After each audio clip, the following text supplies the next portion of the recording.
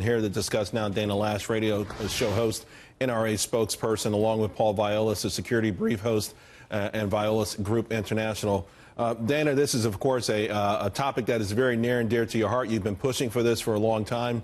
Not only are Democrats criticizing it, but so are Republicans in the Senate saying it's going to make it harder to pass anything on background checks. What are your thoughts?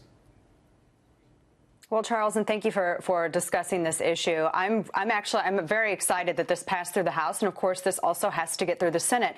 Unfortunately, there is a misinformation campaign that has been in full effect for the past few days that is misleading some very well-intentioned individuals, some of those who share the same side of the political ideological aisle with myself and millions of gun owners all across America, and they're being misled as a result of this. What this does is it actually reinstates our rights. I mean, our Second Amendment natural rights. My right to self-defense shouldn't end where the state boundary line ends.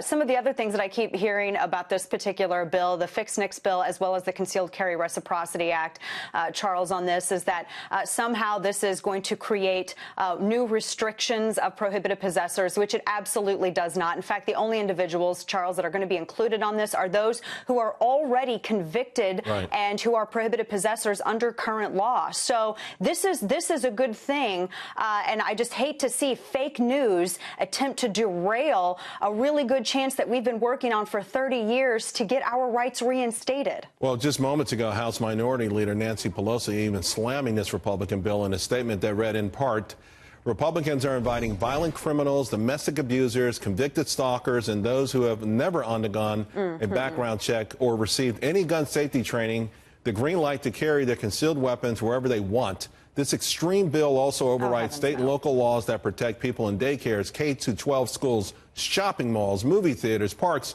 and other public places from concealed weapons. Paul, we know criminals always get weapons, which makes it would be laughable if it wasn't so disingenuous, I think, that statement. I completely agree, Charles, and I agree with what Dana said. She's absolutely right with respect to the reciprocity bill. What I have a problem with is that this, by loading up the background bill, it allows the Democrats in the Senate to defeat this, and that's my concern. Both should have stayed on the road merits. My biggest issue that I have with respect to the backgrounds is we lack content validity in the manner in which we are conducting background checks right now. That's a fact. It's not debatable. Now, we should let that pass, and then once that's done, move forward with reciprocity. I really think that we've rolled the dice here, and the risk is far too great. When it gets to the Senate, it's highly questionable whether this is going to pass now. What are your thoughts on, Dana, on Nancy Pelosi's statements? Pretty hard and some damning convictions of people who believe in Second Amendment rights.